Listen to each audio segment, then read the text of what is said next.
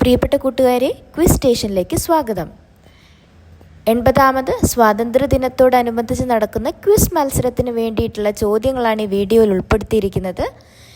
മെയിനായിട്ട് പ്ലാസി യുദ്ധവും ഒന്നാം സ്വാതന്ത്ര്യ സമരവുമാണ് നമ്മൾ ഫോക്കസ് ചെയ്യുന്നത്. നേരെ വീഡിയോയിലോട്ട് കടക്കാം. ആദ്യത്തെ ചോദ്യം: ബ്രിട്ടീഷ് ഈസ്റ്റ് ഇന്ത്യ കമ്പനിക്ക് ഇന്ത്യയിൽ രാഷ്ട്രീയ ഭരണത്തിന് അടിത്തറയിട്ട പ്ലാസി യുദ്ധം നടന്നത് എന്ന്? 1757 ജൂൺ 23. പശ്ചിമ ബംഗാളിലെ നാദിയ ജില്ലയിൽ ഭാഗീരഥി നദിക്കരയിലുള്ള പ്ലാസി എന്ന സ്ഥലത്താണ് ഈ യുദ്ധം നടന്നത്. പ്ലാസി യുദ്ധം നടക്കുമ്പോൾ ബംഗാളിലെ നവാബ് ആരായിരുന്നു?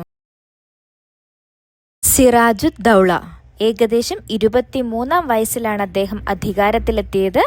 1756 ഏപ്രിൽ മുതൽ 1757 ജൂൺ വരെയായിരുന്നു അദ്ദേഹം അധികാരത്തിലിരുന്നത്. പ്ലാസി യുദ്ധത്തിൽ ബ്രിട്ടീഷ് സൈന്യത്തെ നയിച്ച കമാൻഡർ ആരായിരുന്നു? പ്ലാസി യുദ്ധത്തിൽ ബ്രിട്ടീഷ് ഈസ്റ്റ് ഇന്ത്യ കമ്പനിയുടെ സൈന്യത്തെ നയിച്ചത് റോബർട്ട് ക്ലൈവ് ആയിരുന്നു. ഈ യുദ്ധത്തിലെ വിജയത്തോടെ അദ്ദേഹം ക്ലൈവ് ഓഫ് ഇന്ത്യ എന്ന പേരിൽ പ്രശസ്തനായി. പ്ലാസി യുദ്ധത്തിന് ശേഷം റോബർട്ട് ക്ലൈവ് ബംഗാളിന്റെ ആദ്യത്തെ ഗവർണറായി നിയമിതനായി. യൂറോപ്യന്മാർ തേനീച്ചകളെ പോലെയാണെന്നും അവരെ സൂക്ഷിക്കണമെന്നും മരിക്കുന്നതിനു മുമ്പ് സിറാജുദ്ദൗളയ്ക്ക് മുന്നറിയിപ്പ് നൽകിയ ബംഗാൾ നവാബ് ആരായിരുന്നു? സിറാജുദ്ദൗളയുടെ മുത്തശ്ശൻ കൂടിയായിരുന്ന ബംഗാൾ നവാബ് അലി വർദ്ധി ഖാൻ. പ്ലാസി യുദ്ധത്തിന് തൊട്ടു മുൻപ് കൊൽക്കത്തയിൽ വെച്ച് നടന്നു എന്ന് ബ്രിട്ടീഷുകാർ ആരോപിക്കുന്ന ദുരന്തം ഏതാണ്?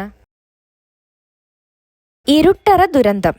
ഇതിന്റെ പിന്നിലുള്ള കഥ എന്താന്ന് വെച്ചാൽ, ബ്രിട്ടീഷുകാർ സിറാജുദ്ദൗളയുടെ അനുമതിയില്ലാതെ കൊൽക്കത്തയിലെ ഫോർട്ട് വില്യം കോട്ട ശക്തിപ്പെടുത്തി. ഇതിനെ തുടർന്ന് നവാബ് കോട്ട പിടിച്ചെടുത്തു. കോട്ട കീഴടക്കിയ ശേഷം സിറാജുദ്ദൗള ആ പിടിക്കപ്പെട്ട 146 ബ്രിട്ടീഷ് തടവുകാരെ വെറും 18 അടി നീളവും 14 അടി വീതിയും മാത്രമുള്ള ഒരു വായുസഞ്ചാരമൊന്നും ഇല്ലാത്തൊരു ചെറിയ ഇരുട്ടുമുറിയിൽ അടച്ചിട്ടു എന്നാണ് ബ്രിട്ടീഷ് ഉദ്യോഗസ്ഥനായിരുന്ന ഹോൾവെൽ ആരോപിച്ചത്. ഇതാണ് അവർ ഇരുട്ടറ ദുരന്തം എന്ന് അവകാശപ്പെടുന്നത്. സിറാജുദ്ദൗളയെ ചതിച്ച് പ്ലാസി യുദ്ധത്തിൽ ബ്രിട്ടീഷുകാരെ രഹസ്യമായി സഹായിച്ച പ്രധാന സൈന്യാധിപൻ ആര്? മിർ ജാഫർ. പ്ലാസി യുദ്ധം നടക്കുന്നതിന് തൊട്ടു മുമ്പ് റോബർട്ട് ക്ലൈവുമായി മിർ ജാഫർ ഒരു രഹസ്യ കരാറിലേർപ്പെട്ടു. അതായത് യുദ്ധത്തിൽ ബ്രിട്ടീഷുകാരെ സഹായിച്ചാൽ പകരം സിറാജുദ്ദൗളയെ മാറ്റി മിർ ജാഫറിനെ ബംഗാളിലെ നവാബാക്കാം എന്നതായിരുന്നു വ്യവസ്ഥ. യുദ്ധം കൊടുമ്പിരി കൊള്ളുമ്പോൾ തൻ്റെ കീഴിലുണ്ടായിരുന്ന വലിയൊരു വിഭാഗം സൈന്യത്തോടും യുദ്ധത്തിൽ പങ്കെടുക്കേണ്ട, മാറി നിൽക്കാൻ മിർ ജാഫർ ഉത്തരവിട്ടു. അങ്ങനെ ആണ് സിറാജുദ്ദൗള യുദ്ധത്തിൽ തോറ്റുപോയത്. ബംഗാളിന്റെ ചതിയൻ എന്നും ക്ലൈവിന്റെ കഴുത എന്നും ചരിത്രത്തിൽ അറിയപ്പെടുന്ന വ്യക്തി ആര്? മിർ ജാഫർ. സിറാജുദ്ദൗളയും സ്വന്തം നാടിനെ ഒറ്റുകൊടുത്ത് ബ്രിട്ടീഷുകാർക്ക് ബംഗാളിൽ സ്വാധീനമുണ്ടാക്കാൻ വഴിയൊരുക്കിയതുകൊണ്ടാണ് അദ്ദേഹത്തെ ഇങ്ങനെ ചതിയുടെ പ്രതീകമായിട്ട് കാണുന്നത്. അതുപോലെ അദ്ദേഹത്തിനെ പിന്നീട് ബംഗാളിന്റെ നവാബാക്കിയെങ്കിലും റോബർട്ട് ക്ലൈവിന്റെ ആജ്ഞകൾ അനുസരിക്കുന്ന ഒരു കളിപ്പാവ മാത്രമായിരുന്നു അദ്ദേഹം. അതുകൊണ്ടാണ് ക്ലൈവിന്റെ കഴുത എന്നുകൂടി അറിയപ്പെടുന്നത്. പ്ലാസി യുദ്ധത്തിൽ സിറാജുദ്ദൗളയെ പിന്തുണച്ച വിദേശ ശക്തി ഏതാണ്?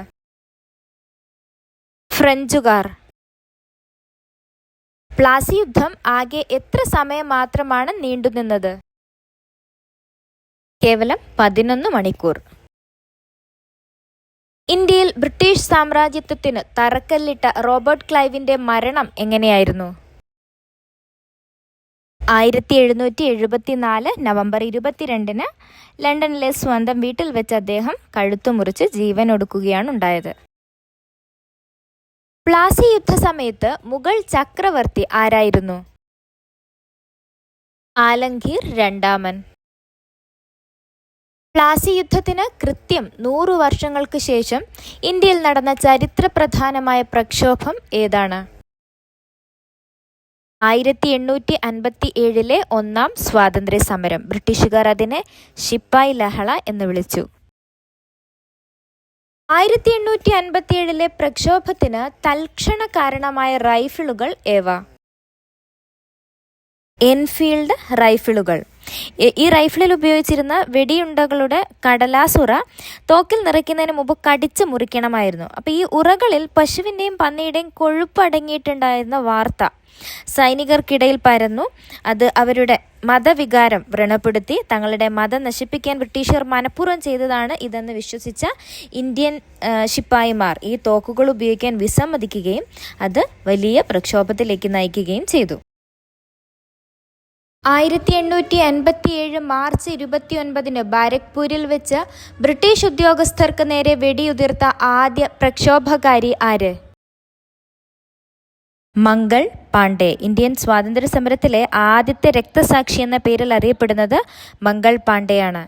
Mangal Pandey British East India കമ്പനിയുടെ 34ാമത് ബംഗാൾ നേറ്റീവ് ഇൻഫൻട്രിയിലെ ശിപ്പായി ആയിരുന്നു.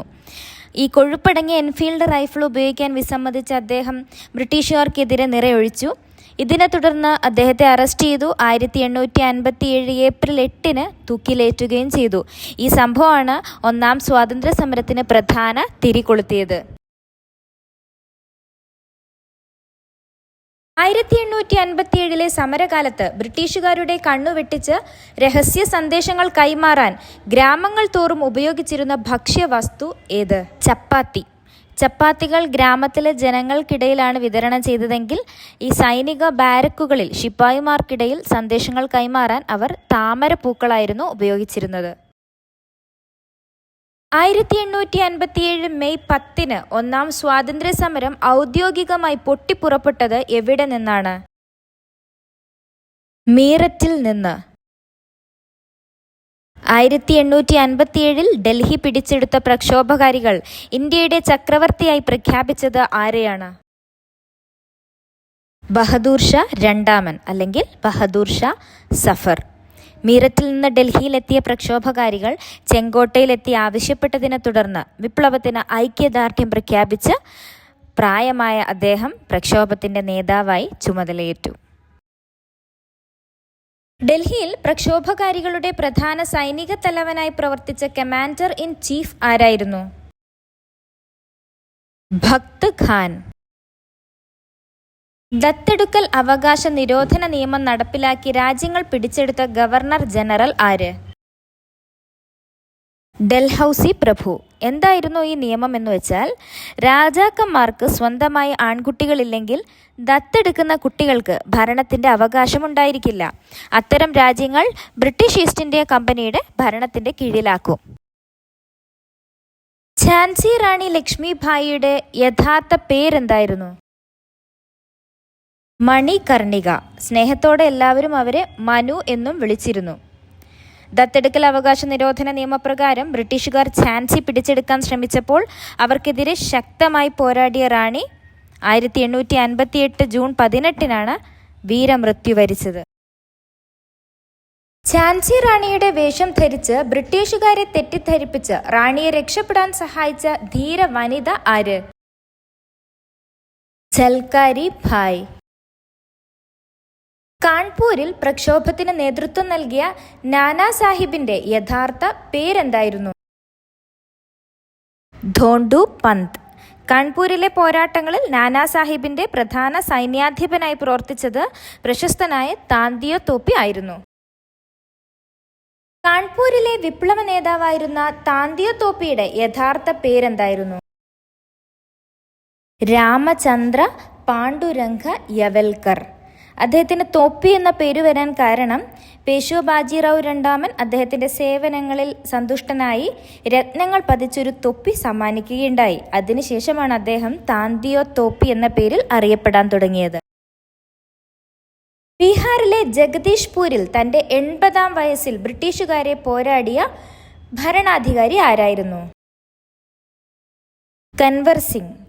അദ്ദേഹത്തിന്റെ അസാമാന്യ ധീരതയും ഗറില്ല യുദ്ധതന്ത്രങ്ങളും കാരണം അദ്ദേഹം ബീഹാറിന്റെ സിംഹം എന്നും അറിയപ്പെട്ടിരുന്നു.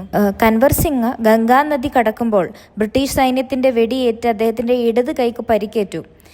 വിഷബാധ ശരീരമാസകലം പടരാതിരിക്കാൻ അദ്ദേഹം സ്വന്തം വാളുകൊണ്ട് കൈമുറിച്ച് ഗംഗാദേവിക്ക് സമർപ്പിച്ച സംഭവം ചരിത്ര പ്രസിദ്ധമാണ്. ലക്നൌവിൽ പ്രക്ഷോഭം നയിക്കുകയും പിന്നീട് നേപ്പാളിലേക്ക് നാടുകടത്തപ്പെടുകയും ചെയ്ത വിപ്ലവ വനിത ആര്? ബീഗം ഹസ്രത്ത് മഹൽ. ചരിത്രത്തിൽ ഇവർ അവധിലെ ബീഗം എന്നും അറിയപ്പെടുന്നുണ്ട്. അവധിലെ ഡങ്ക ഷാ എന്നറിയപ്പെട്ടിരുന്ന പ്രക്ഷോഭകാരി ആര്?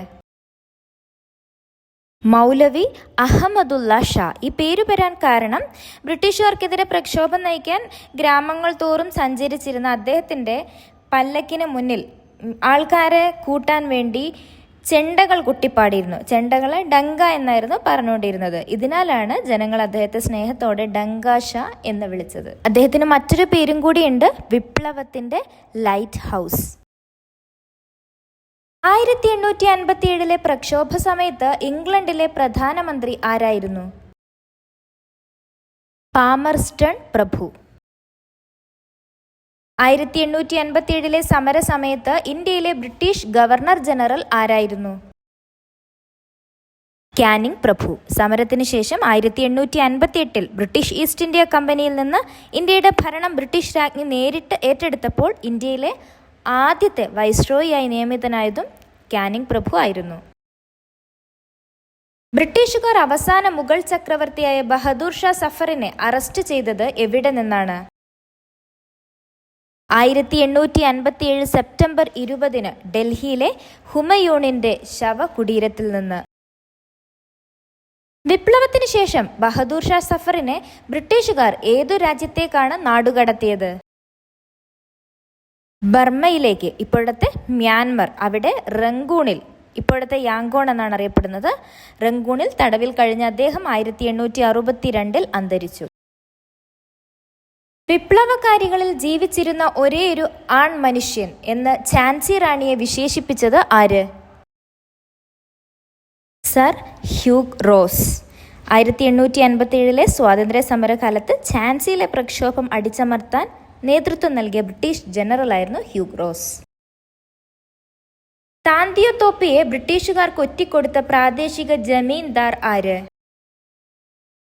മാൻ സിംഗ്. 1857 ലഹളയെ ഇന്ത്യയുടെ ഒന്നാം സ്വാതന്ത്ര്യ സമരം എന്ന് ആദ്യം വിശേഷിപ്പിച്ച പ്രശസ്ത സ്വാതന്ത്ര്യ സമര സേനാനി? V D Savarkar. മുഴുവൻ പേര് വിനായക് ദാമോദർ സവർക്കർ. വി ഡി സവർക്കർ 1857 സമരത്തെക്കുറിച്ച് എഴുതിയ പ്രശസ്തമായ പുസ്തകം ഏത്? The Indian war of independence 1857. പ്രക്ഷോഭത്തെ തുടർന്ന് ഈസ്റ്റ് ഇന്ത്യ കമ്പനിയുടെ ഭരണം അവസാനിപ്പിച്ചുകൊണ്ട് ബ്രിട്ടീഷ് പാർലമെന്റ് പാസാക്കിയ നിയമം ഏത്? Government of India act 1858. ഈ നിയമം വഴി ഇന്ത്യയുടെ ഭരണം ബ്രിട്ടീഷ് ഈസ്റ്റ് ഇന്ത്യ കമ്പനിയിൽ നിന്ന് ബ്രിട്ടീഷ് രാജ്ഞിയുടെ നേരിട്ടുള്ള ഭരണത്തിന് കീഴിലായി. 1858 നവംബർ 1 അലഹാബാദിൽ വെച്ച് വിക്ടോറിയ രാജ്ഞിയുടെ വിളംബരം വായിച്ചതാര്? കാനിങ് പ്രഭു. 1857 ഒന്നാം സ്വാതന്ത്ര്യ സമരത്തിന് ശേഷം ബ്രിട്ടീഷ് സൈന്യത്തെ പുനഃസംഘടിപ്പിക്കാൻ നിയോഗിക്കപ്പെട്ട കമ്മീഷൻ ഏത്? ബ്രിട്ടീഷ് യുദ്ധകാല സെക്രട്ടറിയായിരുന്ന ജോനാഥൻ പീലിന്റെ നേതൃത്വത്തിലുള്ള പീൽ കമ്മീഷൻ. അപ്പോൾ ഇത്രയും ചോദ്യങ്ങളാണ് നമ്മൾ ഈ വീഡിയോയിൽ ഉൾപ്പെടുത്തിയിരിക്കുന്നത്. സ്വാതന്ത്ര്യ സമരത്തിലെ കൂടുതൽ വിപ്ലവങ്ങളെക്കുറിച്ചും വീര നായകന്മാരെക്കുറിച്ചുമുള്ള അടുത്ത ഭാഗവുമായിട്ട് നമുക്ക് വീണ്ടും കാണാം. എല്ലാവരും ആ വീഡിയോയും കാണാൻ മറക്കരുത് കേട്ടോ. Thank you for watching.